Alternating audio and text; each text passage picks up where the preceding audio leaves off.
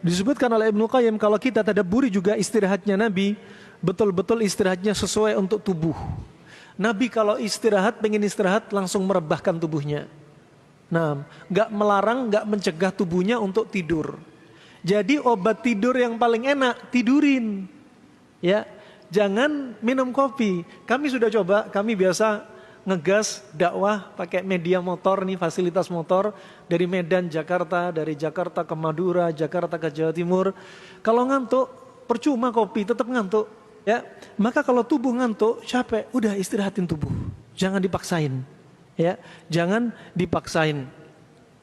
Dan istirahatnya Nabi kata beliau, ghayatu salahil qalbi wal badan, betul-betul sepuncak-puncak baik untuk jantung dan baik untuk badan. Lihat, ada sebagian orang jantungnya bengkak, mengalami dekompensasi kordis, gagal jantung. Apa sebabnya? Terlalu capek kerja, kurang istirahat, pola makan tidak benar, olahraga diforsir, akhirnya jantungnya bengkak, ya. Makanya tubuh kita punya hak, tubuh kita punya hak, ya. Kita kuat iman, butuh didukung kuat fisik. Al-mu'min al-qawi khairun wa ahabbu ilallah minal mu'min al-dhaif. Seorang mukmin yang baik di sisi Allah dan dicinta di sisi Allah adalah mereka yang kuat. Kuat di sini hukum asalnya kuat iman, tapi kuat iman didukung kuat fisik. Coba ada orang kuat iman, masya Allah, tapi makanan nggak dijaga, aktivitas nggak dijaga. Tadinya rajin sholat, sekarang nggak bisa sholat ke masjid. Ternyata dapat laporan dari istrinya apa? Kakinya bengkak. Bengkak kenapa? Kena asam urat 14, susah sholat ke masjid. Coba. Nabi SAW sholat malam kakinya sampai bengkak-bengkak. Karena apa?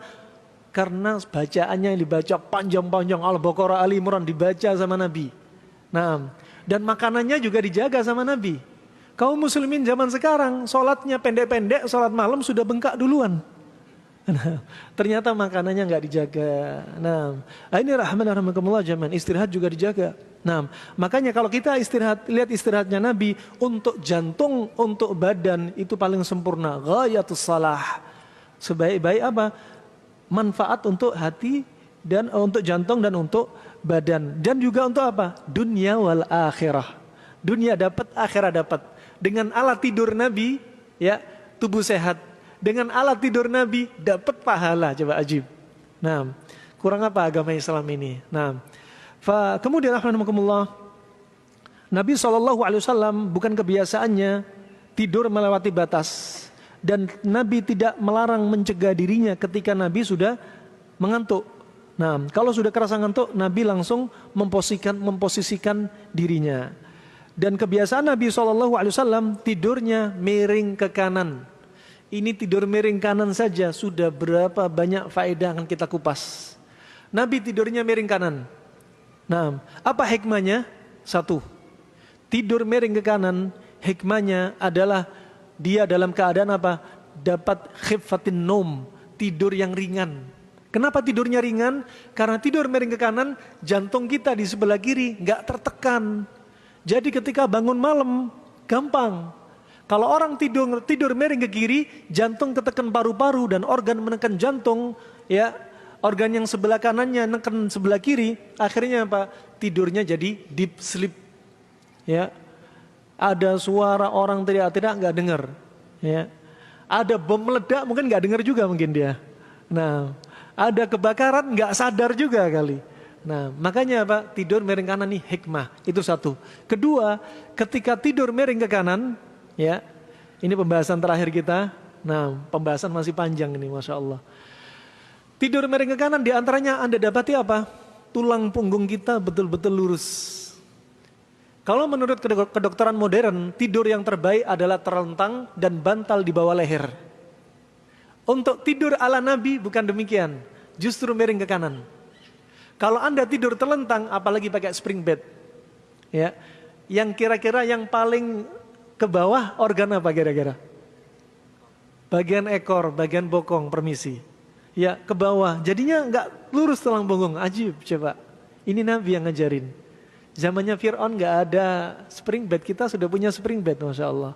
Fir'aun nggak merasakan spring bed. Nah, Wah, kemudian tidurnya miring ke kanan ini tadi tulang punggung jadi lurus. Nafas juga lebih enak.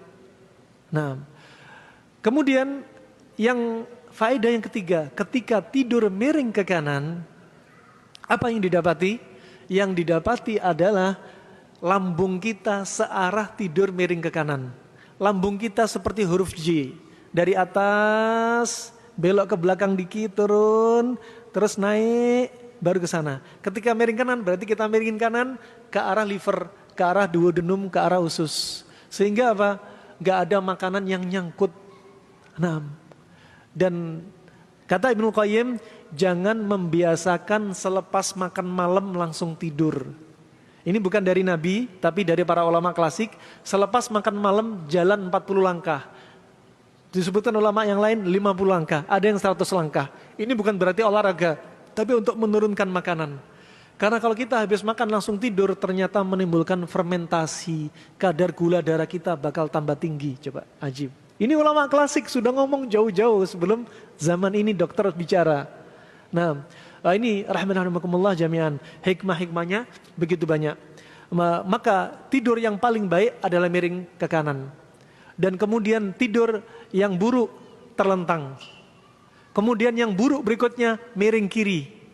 Kemudian yang buruk berikutnya, permisi, dinamakan tidur memperkosa bumi. Tidur telungkup. Ya, ini bahkan makruh.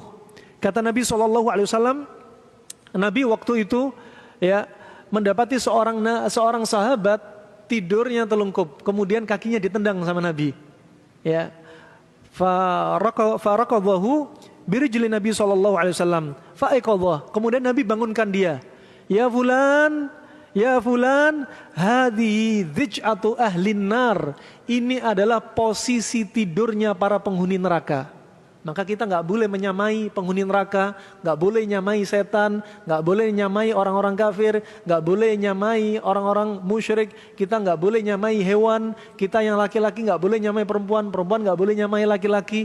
Juga termasuk ini apa? Kita nggak boleh nyamai tidurnya para penghuni neraka. Tidurnya telungkup. Kalau ada anak, istri, bapak-bapak atau suami, ibu-ibu, kalau tidur telungkup, bangunin. Nabi sampai pakai kakinya bangunin dia. Kenapa? Nabi marah. Ya, Nabi marah. Tidur miring kiri, bangunin. Ya, suruh balik ke kanan. Kecuali sebagaimana diteliti oleh para ahli obsgin, ya, ahli yaitu spesialis kehamilan.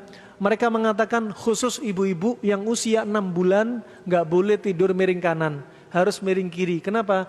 Akan menimbulkan penyempitan peredaran darah sehingga menghambat darah ke janin. Jika menurut dokter ini terus uji coba gak apa-apa, perkara darurat. Kalau ibu hamil harus miring kiri. Tapi kalau menurut kita, ya kalau Nabi mengajarkan miring kanan, pasti ada sesuatu. Mungkin ada yang perlu diteliti dari penelitian dokter, mungkin bisa dicocokkan, bisakah miring ke kanan? Ini PR bagi mereka yang ahli obsgin. Ini rahman wa rahmakumullah jami'an.